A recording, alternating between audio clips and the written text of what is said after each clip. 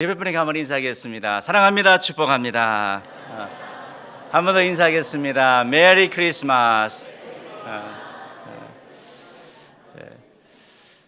메리 크리스마스 우리가 이렇게 인사했는데, 메리라는 뜻은 기쁘다, 즐겁다 그런 의미를 가지고 있고, 크리스마스는 크라이스트와 메스의 합성어이죠. 그래서 크라이스트는 그리스도, 메시아를 얘기하고 메스는 예배, 미사와 관련됩니다. 그래서 성탄절 우리가 메리 크리스마스 하면서 성탄절에 이제 기쁨이 있고 즐거움이 있는데, 놓치지 말아야 될 것이 바로 예수 그리스도, 그분이 왜 오셨나, 그리고 우리 삶 가운데 있는 예배인 줄 믿습니다. 오늘 이렇게 성탄절 맞이해서 예배에 오신 우리 여러분들의 한 사람 한 사람은 심령 위에 우리 하나님의 은혜와 또 성탄의 그런 큰 기쁨, 감격이 있기를 간절히 바랍니다. 우리는 지금 이렇게 메리 크리스마스 하고 바깥에서도 메리 크리스마스 이렇게 인사를 하지만, 미국에서는 더 이상 공공장소에서 성탄 시즌에 메리 크리스마스라고 인사하지 않습니다. 제가 있었던 10년 전만 하더라도 연말 돼서 상점에서 물건을 사든지 하면 점원들이 다 메리 크리스마스 그렇게 인사를 해줬습니다. 그런데 지금 이제 세월이 지나면서 이제는 공공 장소에서 이 메리 크리스마스라고 얘기하면 타 종교인들이 마음이 불편하다. 그래서 메리 크리스마스라고 하지 않고 그냥 해피 할리데이. 그래서 즐거운 행복한 연휴 보내세요. 이렇게 인사를 합니다. 실질적으로 타 종교인들은 오히려 메리 크리스마스 하고 하기를 원하지만, 어떻게 보면 사단의 그런 역사인데요. 기독교에 대해 적대적인 사람들, 또 무신론자들이 중심이 되어서 아주 불쾌하다라고 얘기를 하고, 그래서 그것이 금지되게 되는 것입니다. 오늘 제가 최근에도 이제 미국을 갔다 오면서 또 하나 이렇게 바뀐 걸 봤더니, 이제 화장실을 들어가는데 우리는 남녀 화장실이 있고 미국도 남녀 화장실이 이렇게 구분이 되어 있었는데, 이제 법에 의해 가지고 캘리포니아 같은 경우는 법에 의해 가지고 이 남녀 구분을 띱니다.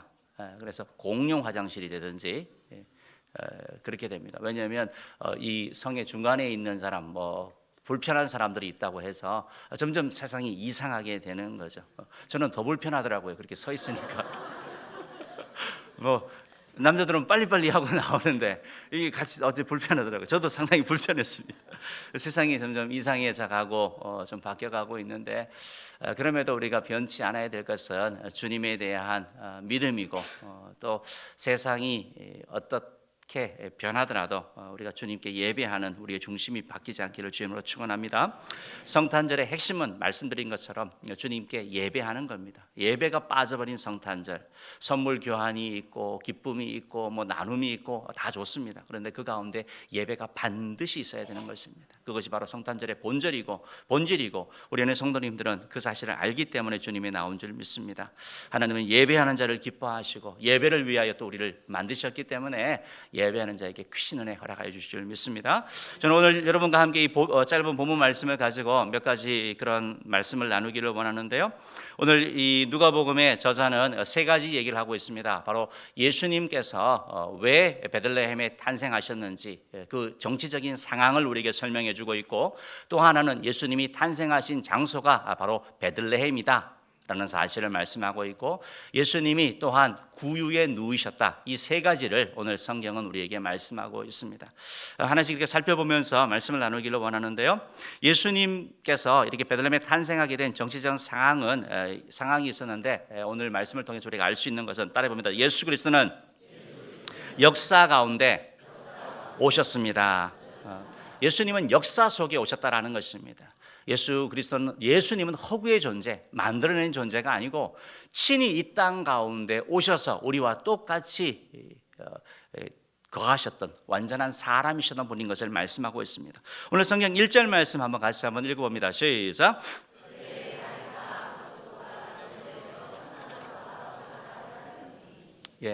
그때의 가이사 아구스도, 가이사 시저를 말하는 거죠. 시저의 그러한 발음이 달라지는 거죠. 나라에 따라서 아구스토스라고 표현하기도 하고, 본래 이름은 옥타비아누스 황제. 우리가 역사책에서 배우는 로마의 최초의 황제가 바로 저 옥타비아누스죠. 저분이 이제 로마를 다스리면서 오늘 성경 말씀해 보니까 영을 내려서 칙령을 내렸다라는 것입니다. 명령을 내렸다는 것입니다. 천하에 다 호적을 하라라는 것입니다. 천하라는 것은 로마가 통치하고 있는 지역을 말하는 것입니다. 로마가 통치하고 있는 지역. 호적하는 이유는 바로 세금 때문에 그런 것이죠. 이 명령을 내려서 바로 예수 그리스도께서 이렇게 베들레헴에 탄생하게 되는 그 사실을 우리가 알게 됩니다. 오늘 이 성경 누가복음 2장 1절 2절에서 이제 뭐 그 구레뇨라든지 아니면 가이사 아구스토를 등장시키는 이유는 예수 그리스도께서 바로 역사적인 실존했던 존재라는 것입니다. 기독교에 대하여 반대하고 또 성경에 비판적으로 보는 사람들 가운데는 예수님이 실질적으로 존재했느냐 이런 문제를 제기하고 있습니다. 예수님은 존재하지 않은 허구의 존재라고 얘기하는 그런 사람들이 있다라는 것입니다. 그러나 오늘 성경 말씀은 분명하게 예수님께서 바로 그때 가이사 아구스토가 통치하시던 그때 바로 태어나셨다라는 것을 말씀하고 있는 것입니다. 두 번째로 오늘 성경을 통해서 우리가 알 수 있는 것은 예수 그리스도는 말씀의 성취로 오셨다는 것입니다. 따라해 봅시다. 예수 그리스도는 말씀의 성취로 오셨습니다. 말씀의 성취, 하나님이 하신 구약의 예언된 말씀, 그걸 이루기 위하여 오셨다는 것입니다. 그것을 통해서 예수 그리스도는 바로 그리스도다, 예수님이 그리스도라는 사실을 알려주고 하나님의 말씀은 우리가 믿을 수 있다, 하나님의 말씀은 변치 않는다는 그런 귀한 교훈을 우리에게 주고 있는 것입니다. 바로 요셉과 마리아가 베들레헴이라는 다윗의 동네에 가게 된 이유가 오늘 1절에서 말씀드린 것처럼 가이사 아구스토가 영을 내려가지고 바로 천하가 다 이렇게 호적을 하라 했기 때문에 바로 이 유대 땅, 바로 이 이스라엘도 당시 그때 로마의 지배 가운데 있었다는 것을 우리가 알 수 있는 것입니다. 그래서 로마 본토뿐만 아니라 점점 확장되어서 이 호적하는 그런 일이 이루어져서 요셉과 마리아가 바로 이 일을 위하여 나아간 것을 볼 수 있습니다. 3절 말씀을 보면 바로 그들이 다 이 명령에 의해 움직였다고 말씀하고 있고 4절 말씀 한번 읽어볼까요? 4절 읽어보겠습니다. 요셉도 다윗의 집 족속이므로 갈릴리 나사렛 동네에서 유대를 향하여 베들레헴이라 하는 다윗의 동네로. 조금 설명드리겠습니다. 요셉이 등장합니다. 요셉이 등장하는데 요셉도 다윗의 집 족속, 다윗의 집 후손이라는 겁니다. 다윗과 관련되는 다윗 왕족이죠, 사실은요. 우리가 우리 식으로 얘기하자면 무슨 뭐 전주 이씨 집안, 그래서 호적을 하는데 전주로 가야 되는 것입니다. 파평 윤씨가 되면 파평으로 가야 되는 겁니다. 그런 개념입니다. 그래서 요셉도 다윗의 집 족속임으로 말미암아 갈릴리 나사렛 동네에서, 요셉이 사는 지역이 어디입니까? 갈릴리에 있는 나사렛이라는 동네에 사는 거죠. 갈릴리는 나사렛보다 훨씬 큰 개념을 말하는 거죠. 우리의 중부 지역 아니면 뭐 경상도 이렇게 전체 통틀하는 그런 개념이고, 나사렛은 그 갈릴리에 있는 한 지역 이름이 바로 나사렛이라는 것입니다. 그래서 나사렛이라는 동네에서 유대를 향하여, 유대는 밑에 지방을 얘기하는 거거든요. 유대를 향하여 유대에 있는 도시 중에 하나가 바로 또 베들레헴이라는 것입니다. 지명이. 그래서 베들레헴이라는 곳을 향하여 갔는데 그 베들레헴을 설명하면서 뭐라고 표현합니까? 다윗의 동네. 다윗의 동네가 어디라고요? 베들레헴이라고 얘기하고 있습니다. 왜? 다윗이 베들레헴에서 태어났기 때문에 그런 것이죠. 이 말씀을 통해서 이렇게 우리가 볼 수 있는 것이 지도 한번 잠깐 볼게요. 지도 잠깐 보시면은 훨씬 더 좋을 거예요. 지금 이스라엘 지역을 저렇게 나눕니다. 위쪽이 갈릴리 지역이고요, 중간이 사마리아 지역, 그리고 밑에가 유대 지역입니다. 혹시 여러분께서 갈릴리 지역의 나사렛이라는 지역 찾으셨어요? 요셉과 마리아는 저기 사는 사람이죠, 원래가. 그렇죠? 근데 가이사 아구스토의 칙령에 의해 가지고 유대에 있는 본가, 어떻게 보면 고향이라고 할 수 있는 베들레헴으로 간 거죠. 그리고 아이를 놓고 다시 어디로 돌아갔을까요? 고향으로 돌아가는 거죠. 원래 살던 데로 가는 거죠. 그래서 나사렛으로 가는 거 아닙니까? 그래서 우리가 나사렛 예수라고 부르는 거죠. 예수님 거기서 자라셨잖아요. 나사렛 출신의 예수라고 부르는 겁니다. 다음 지도 한번 잠깐 보여주시겠습니까? 저렇습니다. 그래서 나사렛에서부터 베들레헴까지 저 거리가 저렇게 지도에 이렇게 보게 되는 겁니다. 직선 거리로는 약 한 144km라고 얘기를 하는데 돌아가게 되면 뭐 230km 정도 된다라고 얘기를 합니다. 지금이야 뭐 차로 가면 금방 가는데, 그러나 2000년 전이라고 생각을 해보십시오. 힘든 길이죠. 더군다나 오늘 5절 말씀은 요셉 혼자 간 것이 아니라 마리아와 함께 갔다고 말씀하고 있습니다. 5절 말씀 읽어보겠습니다. 호적하러 올라가니 마리아가 이미 잉태하였더라. 마리아와 함께 호적하러 올라갔다라고 얘기를 하고 있습니다. 그래서 마리아와 함께 갔는데, 마리아와 함께 올라갔다라는 것입니다. 함께 갔다라는 것입니다. 그러면 생각을 해봅니다. 당시의 법에 의하면, 이 호적령에 의하면 남자만 하면 됩니다. 여자가 굳이 갈 필요 없습니다. 그런데 마리아가 따라가게 되는 것입니다. 왜 마리아를 데려갔을까 생각을 해보는 거죠. 왜 마리아를 데려갔을까? 여러분이 아시는 것처럼 마리아는 성령으로 잉태되었습니다. 그래서 요셉도 그 사실을 알고 자기와 관련이 없는 상황에서 임신을 했기 때문에 의심해서 관계를 끊으려고 했죠. 그런데 성령님이 말씀하셨죠. 성령으로 잉태된 것이라고. 점점 마리아의 배는 불러옵니다. 동네 사람들은 수근수근 거리는 거죠. 어쨌든 마리아는 불편한 거예요. 이런 마리아를 두지 아니하고 요셉이 데려갔다라고 저는 생각을 합니다. 함께 갔다고 생각하는 거죠. 출산도 가까워오고. 그래서 이렇게 함께 갔는데 태어난 곳이 어디입니까? 바로 베들레헴이라는 거예요. 여러분이 여기서 하나님의 놀라운 섭리를 보셔야 되는 거예요. 섭리를 보셔야 되는데 왜 그러냐면 예수님의 메시아의 그리스도의 탄생지를 구약에서 미가서 5장 2절은 이렇게 말씀하고 있습니다. 한번 읽어보겠습니다. 베들레헴 에브라다야 너는 유다 족속 중에 작을지라도 이스라엘을 다스릴 자가 내게서 내게로 나올 것이라. 그의 근본은 상고에 영원히 있느니라. 예, 베들레헴 너는 작은 마을인데 작은 고을인데 너에게서 메시아가 태어난다라고 미가 선지자를 통하여 예언되어져 있었거든요. 이스라엘 백성은 이 메시아를 기다린 거예요.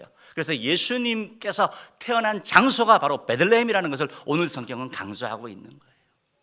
그래서 오늘 성경은 우리에게 교훈을 줍니다. 가이사 아구스토 시대에 예수님께서 베들레헴에 태어나셨다. 그 말이 무슨 말이냐면 예수님이 단순한 4대 성인의 한 사람의 위대한 인물이 아니라 그분이 바로 메시아다. 그분이 바로 그리스도라는 사실을 우리에게 선포하고 있는 거예요. 이것은 놀라운 일인 거죠. 여러분에게 말씀드린 것처럼 하나님의 말씀을 믿을 수 있다는 걸 말하는 거예요. 하나님의 말씀은 변치 않는다는 걸 우리에게 말씀하고 있는 거예요. 때때로 나의 삶 가운데 상황 가운데 나에게 주어진 약속의 말씀이 드디어 이루어지는 것처럼 되어져서 때때로 낙심되고 정말 이것이 진짜인가 하는 그런 마음 가운데 계시는 분 계십니까? 하나님의 약속의 말씀을 굳게 붙잡기 바랍니다. 하나님의 약속의 말씀은 변치 아니하시는 것입니다. 여러분 오늘날 21세기 특별히 요즘 시대에 얼마나 많이 바뀝니까? 4차 산업혁명 얘기하면서 우리 시대가 정말 많이 바뀌고 있습니다. 의류도 바뀌고 스타일도 바뀌고 너무 많이 바뀌고 있습니다. 이게 21세기죠. 20세기, 19세기, 18세기 계속 사회는 바뀌어 왔습니다. 그런데 하나님의 말씀은 바뀌었습니까? 안 바뀌었습니까? 말씀은 동일했다라는 거예요. 말씀은 바뀌지 않습니다. 말씀이 우리 삶의 기준이 되어야 되는 것이고 말씀이 우리 삶의 토대가 되는 이유가 바로 여기에 있다라는 것입니다. 사랑하는 성도 여러분, 성경 말씀을 통하여 우리에게 주시는 하나님의 가장 큰 메시지가 뭡니까? 회개하고 예수 그리스도를 구주로 믿음으로 말미암아 하는 자녀되라는 말씀 아닙니까? 천국 가라는 말씀 아닙니까? 이게 가장 본질적인 말씀인 거죠. 예수 그리스도를 믿으라는 말씀이 성경의 핵심이에요. 그리스도를 믿으라는 것입니다. 그래 구원의 길이 열린다는 것입니다. 그 이후의 말씀이 뭡니까? 하나님의 자녀된 저와 여러분이 하나님의 백성답게 삶을 살아가라고 말씀하는 거죠. 이전과는 다른 삶을 살라고 말씀하시는 거고 지금 비록 힘들고 어려운 상황 가운데 있다 할지라도 하나님을 바라보면서 믿음의 길을 가라고 성경은 말씀하고 있는 거예요. 한번 생각해 보시기 바랍니다. 하나님은 우리가 구원받고 하나님의 자녀로서의 그런 풍성한 삶, 에덴 동산에서 잃어버렸던 죄로 말미암아 파괴되는 관계와 모든 우리의 건강과 우리 상황이 회복되기를 원하는 거예요. 그러나 원하지 않는 존재가 있습니다. 그 존재가 누구죠? 사단이죠. 사단. 마귀가 원치 않습니다. 그래서 가장 강력하게 하는 일이 뭡니까? 예수 못 믿게 하는 거죠. 안 믿게 하는 거죠. 예수 믿는 거, 전도하는 거 강력한 저항이 있습니다. 여러분 전도할 때만큼 영적인 전쟁을 치르지 않습니까? 못 믿게 하려고 하는 거예요. 그 다음에 믿은 다음에는 어떻게 합니까? 어쩔 수 없이 믿게 되면 그냥 그런 그리스도인, 무기력한 그냥 그리스도인, 명색은 이름은 그리스도인인데 어떻게 보면 힘이 없는 그런 그리스도인, 그런 존재로 살아가게 하는 거예요. 하나님은 우리가 능력 있는 그리스도인 되기 위해서 하나님 주신 약속의 말씀이 있습니다. 기도하라는 것입니다. 상황 가운데 절망하지 말고 한숨 짓지 말고 믿음의 눈을 들어서 부르짖으라는 것입니다. 그러면 하나님이 응답하여 주신다라는 거예요. 복음 전하면 하늘의 별처럼 빛나는 존재로 만들어 주신다고 주님이 약속하고 있습니다. 그런데 사단이 자꾸 안 믿어지게 하는 거잖아요. 자꾸 못하게 하는 거잖아요. 저와 여러분 가운데 기도해야 된다는 거 모르는 사람 누가 있습니까? 다 기도해야 된다는 거 다 동의하지 않습니까? 그런데 기도하기 너무 힘드시죠? 너무 힘드시죠?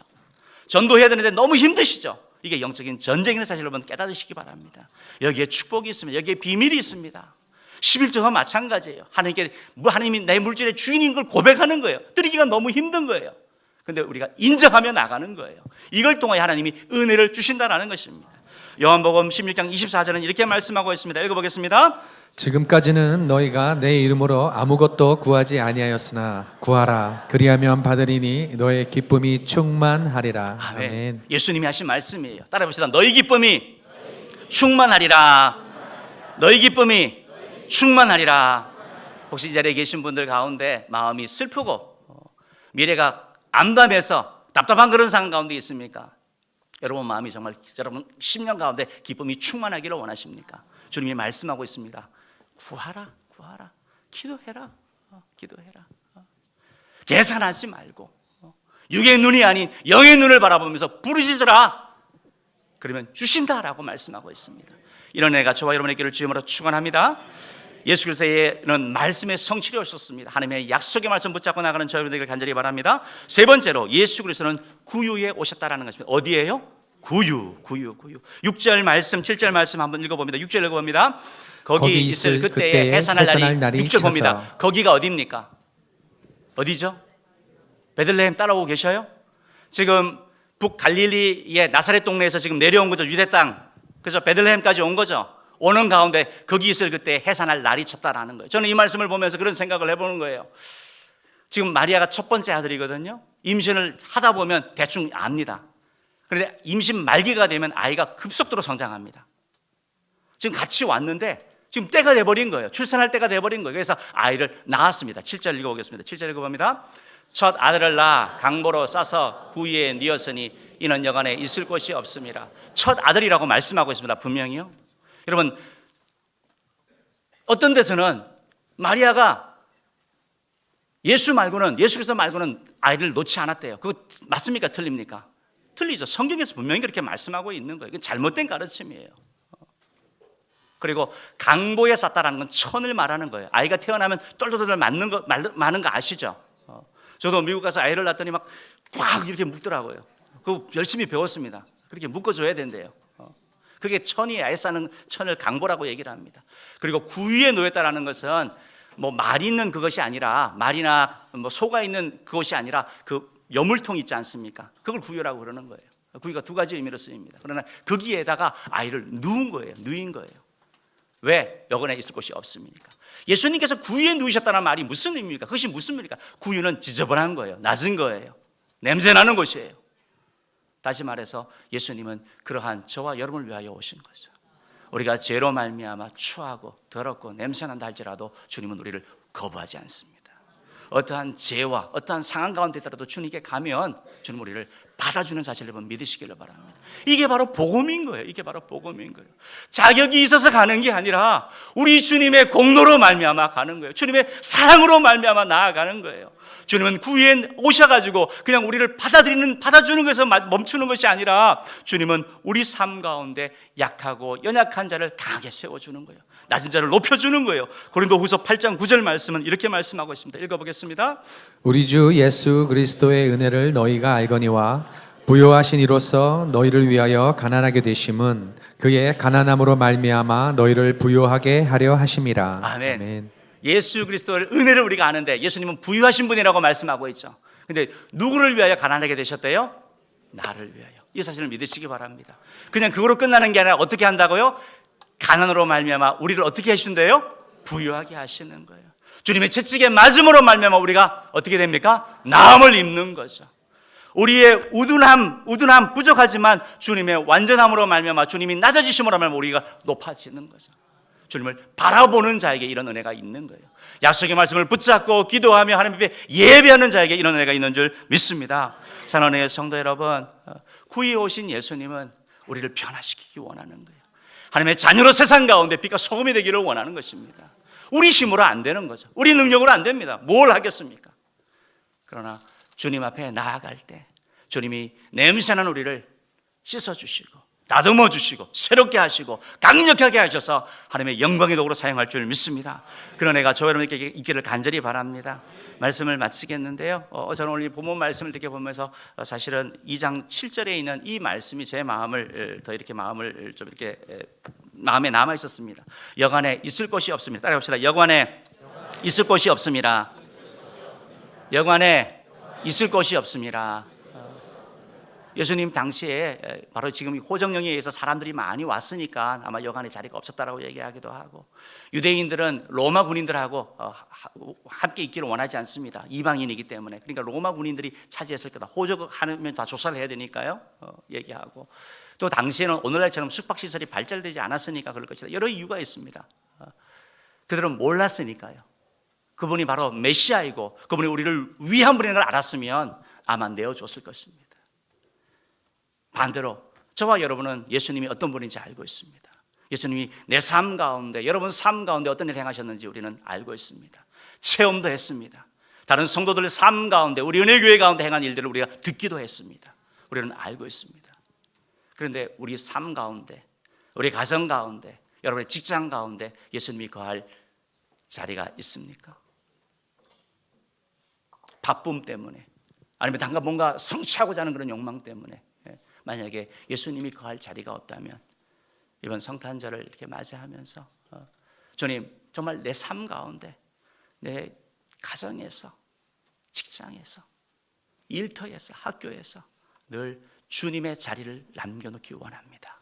이런 다짐하는 저와 여러분들 되기를 주님으로 축원합니다. 기도하도록 하겠습니다.